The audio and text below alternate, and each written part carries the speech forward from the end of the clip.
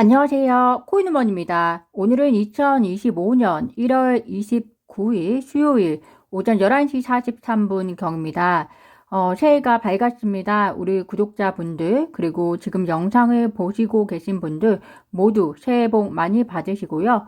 무엇보다 몸과 마음이 건강하고 또 투자에 있어서도 좋은 일이 가득한 한 해가 되셨으면 좋겠습니다. 제 영상을 위해서 구독과 좋아요, 알림 설정도 정중히 부탁드리면서 오늘 영상 시작하겠습니다.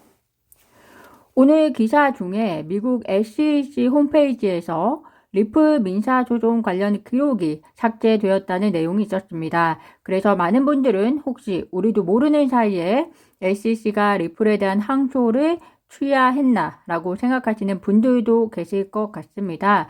결론적으로 말씀드리면 현재 미국의 홈페이지에서 리플 소송 관련 기록이 삭제가 된 것은 맞습니다. 그렇지만 제레미 호건 변호사도 이야기하고 있듯이 현재 항소심 웹사이트를 보면 여전히 해당 소송 내용은 존재하고요. 새로운 내용은 제출되지 않았다는 것이 팩트라고 말씀드릴 수 있을 것 같습니다. 이 말은 즉슨 SEC가 리플에 대한 항소를 아직까지는 취하하지 않았다 이렇게 이해하시면 될 것 같습니다. 그렇다면 미국 SEC가 리플에 대한 항소를 취하하게 되면 우리와 같은 일반 대중은 어떻게 해서 알 수 있을 것인가 궁금하실 겁니다.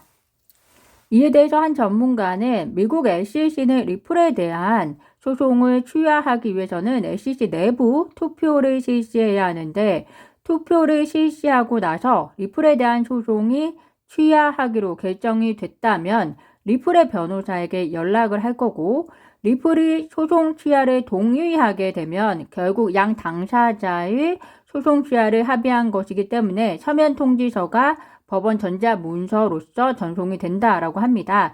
그리고 통지서가 법원 전자문서로 제출이 되면 당사자들은 대중에게도 해당 내용을 알리게 된다라고 하는데요.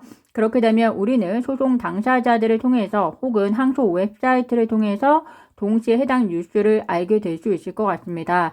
따라서 지금은 미국 SEC가 항소를 취한 것이 아니라는 것을 확인하실 수 있을 것이고요. 그러면 또다시 의문이 드실 것 같습니다. 리플에 대한 항소 취소가 언제 미국 SEC가 할 것인가?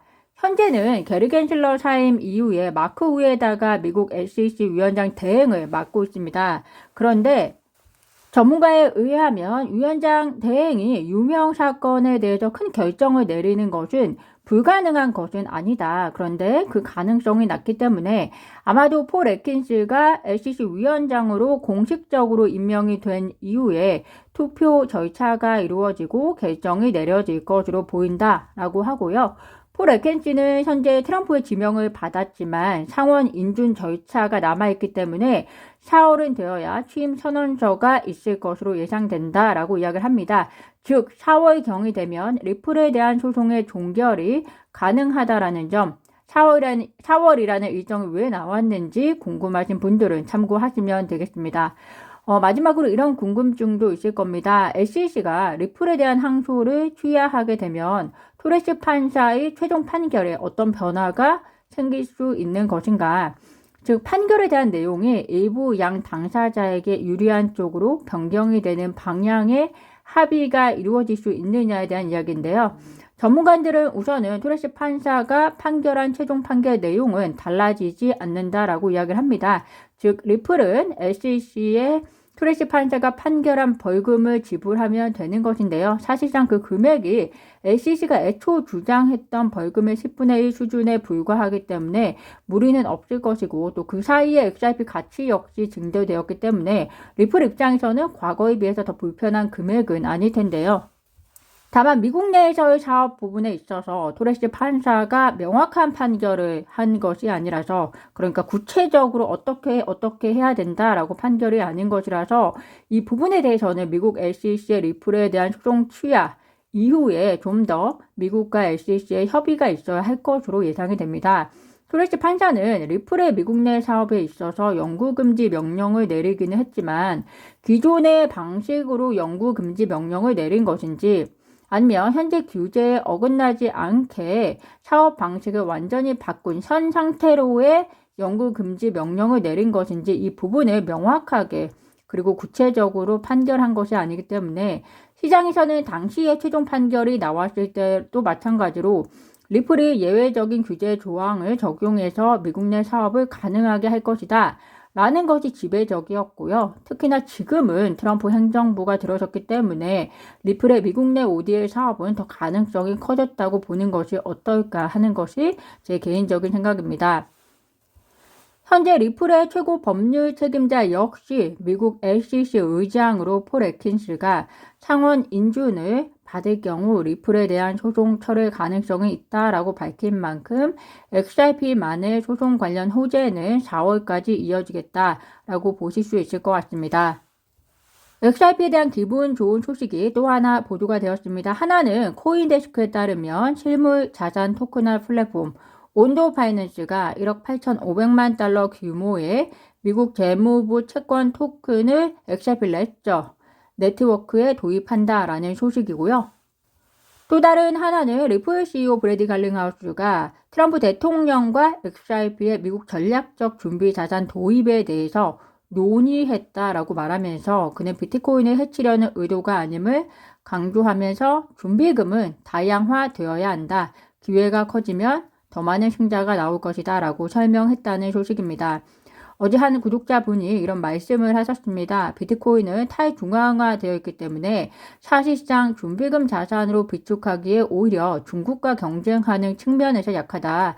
왜냐하면 중국 역시 다양한 경로로 비트코인을 비축해 왔거나 혹은 비축할 것이기 때문이다 라는 말씀을 댓글에 남기셨었고요.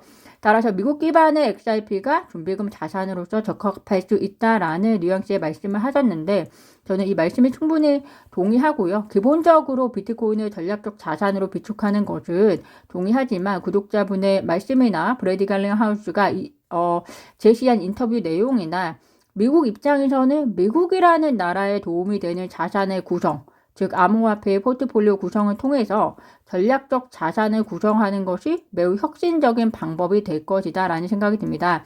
특히 그 포트폴리오 구성에 있어서 미국 기반의 암호화폐 구성이 중요한 만큼 그 포트폴리오 구성의 하나로서 XRP가 포함이 되는 기대를 우리가 장기적으로 해볼 수 있을 것 같고요. 브래디 갈링하우스는 각각의 코인에 대한 평가가 아니라 전략적 자산을 업계를 대표하는 프레임이 되어야 한다라고 이야기를 했었는데요. 이는 혁신이면서 또 미국 입장에서는 새로운 패러다임으로 패권을 유지하는 길의 하나가 될 수 있다라는 생각을 해보면서 그래서 미국 기반의 암호화폐가 굉장히 중요하다라는 생각을 합니다. 오늘 영상 이것으로 마무리하겠습니다. 오늘도 영상 시청 진심으로 감사드리고요. 구독과 좋아요, 알림 설정은 코인우먼에게 큰 힘이 됩니다. 감사합니다.